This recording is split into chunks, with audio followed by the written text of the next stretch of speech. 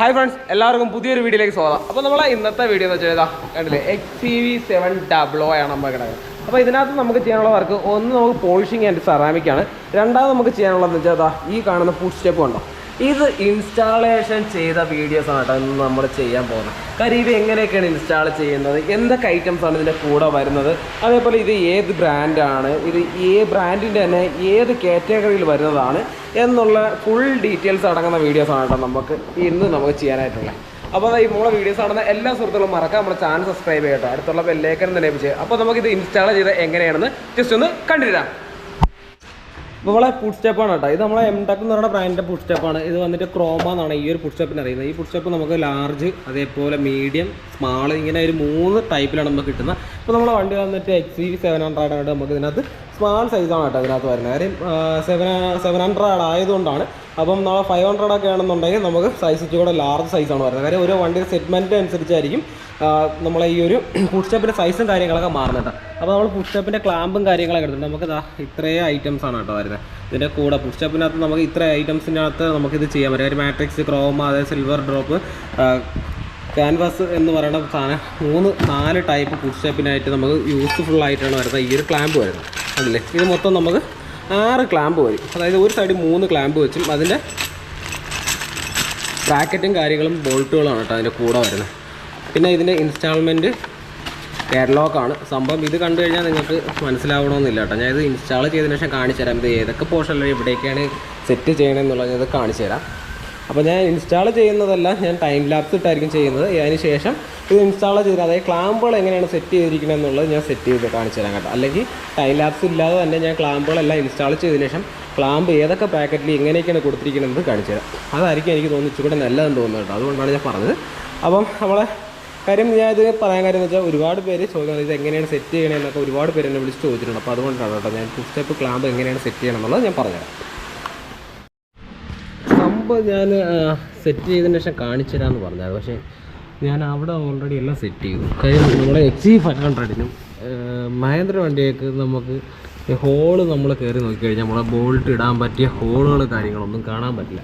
കാര്യം അത് റീസൺ എന്ന് വെച്ച് കഴിഞ്ഞാൽ അത് ഒരു ക്യാപ്പ് വെച്ച് അത് സീല് ചെയ്ത് വെച്ചിരിക്കുന്നുണ്ടാണ് കേട്ടോ. അപ്പോൾ ഇത് ഒരു ക്യാപ്പാണ്, ഇത് നമ്മുടെ സെൻട്രൽ ബോൾട്ടിൻ്റെ ക്യാപ്പാണ് കേട്ടോ. അപ്പോൾ ഞാൻ പറയാൻ കാര്യം എന്ന് വെച്ച് കഴിഞ്ഞാൽ അറിയാവുന്നവരുണ്ടെങ്കിൽ പറഞ്ഞു കൊടുക്കില്ല. അതാണ് നമ്മുടെ ഈ ഒരു ഫീൽഡിൻ്റെ ഏറ്റവും വലിയൊരു മൈനസ് എന്ന് പറയുന്നത്. എത്ര അറിയാമെങ്കിലും ആർക്കും പറഞ്ഞു കൊടുക്കത്തില്ല. ഇങ്ങനെയൊരു സംഭവങ്ങൾ ഇതിനിടയിലുണ്ട്, ഇതൊക്കെ മൂറ്റിക്കഴിഞ്ഞാലേ ചെയ്യാൻ പറ്റുള്ളൂ. പിന്നെ പറഞ്ഞു കൊടുക്കുന്നവരാണെങ്കിലോ പിന്നെ ഒടുക്കത്തെ ജാടിയായിരിക്കും.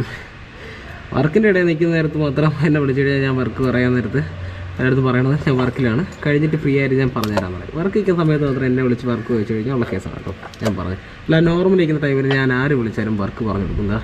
അപ്പോൾ നമ്മളിവിടുത്തെ ക്ലാമ്പ് സെറ്റ് ചെയ്യാനായിട്ടാണ് നമ്മളിത് എടുത്തിരിക്കുന്നത്. കറക്റ്റ് നമുക്കിവിടെ ലെഫ്റ്റ് സൈഡിൽ നിന്ന് എഴുതിയിട്ടുണ്ട്. നമുക്കിവിടെ ക്ലാമ്പ് ഇതേപോലെയാണ് കേട്ടോ സെറ്റ് ചെയ്യുന്നത്. ഇതേപോലെ എല്ലായിടത്തും ഇതേപോലെ ഹോൾസ് കാര്യങ്ങളുണ്ട്. നമുക്ക് സെൻട്രൽ ക്യാപ്പിൽ മാത്രമാണ് ഇതിനകത്ത് വ്യത്യാസമായിട്ട് വന്നിരിക്കുന്നതല്ലേ. ഈ ക്യാപ്പുകളെല്ലാം നമ്മൾ കുത്തി ഇളക്കി കളയണം, എന്നിട്ടാണ് നമ്മൾ ഇതിനകത്ത് സെറ്റ് ചെയ്യാനുള്ളത്.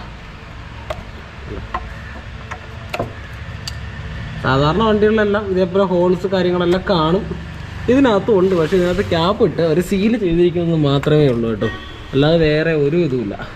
ഇത് ഞാൻ കാണിക്കാനുള്ള മെയിൻ റീസൺ എന്ന് വെച്ച് കഴിഞ്ഞാൽ മിക്കുള്ളവർക്ക് അറിയത്തില്ല ഇങ്ങനൊരു സംഭവം ഇതിനകത്തിട്ട് ക്യാപ്പിട്ട് അടച്ചിരിക്കുന്നത് കൊണ്ടാണ് ശരിക്കും ഇത് അറിയത്തില്ല. പറഞ്ഞ പുഷ് സ്റ്റെപ്പ് വയ്ക്കാനുള്ള ഓപ്ഷൻ ഇല്ല എന്ന് പറഞ്ഞ് വേറെ ഹോൾ ഇടാനൊക്കെ പറഞ്ഞു വിടുന്ന സെറ്റപ്പുകളൊക്കെ വന്നിട്ടുണ്ട് കേട്ടോ. അതുകൊണ്ടാണ് ഞാനിത് പറഞ്ഞത്.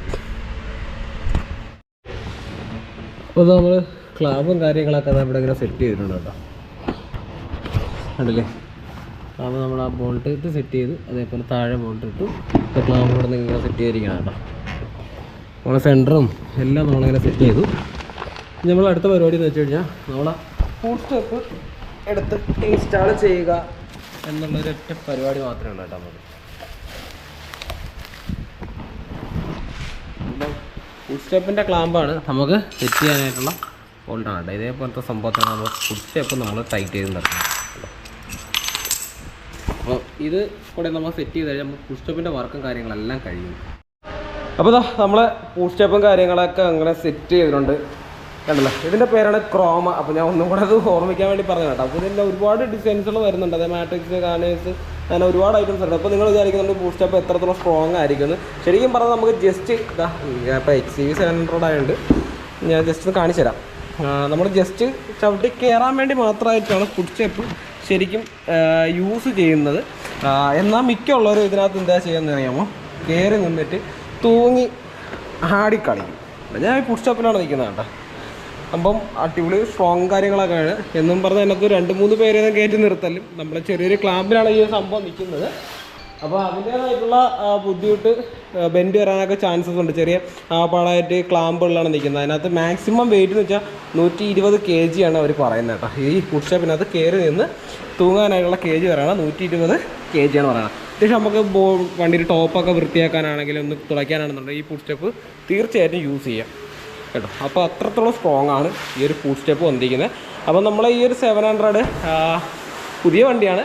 അപ്പോൾ ഇതിനകത്ത് നമുക്ക് ചെയ്യാനുള്ള വർക്ക് എന്ന് വെച്ചാൽ ഒന്ന് ഫുഡ് സ്റ്റെപ്പും പിന്നെ ഒന്ന് പോളിഷിങ് ആൻഡ് സെറാമിക്കാണ് നമുക്ക് ഇതിനകത്ത് ചെയ്യാനായിട്ടുള്ളത്. അപ്പോൾ അതിൻ്റെ വർക്കും കാര്യങ്ങളൊക്കെ നടന്നുകൊണ്ടിരിക്കുകയാണ് കേട്ടോ എന്തായാലും.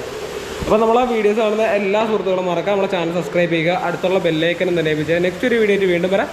ബൈ.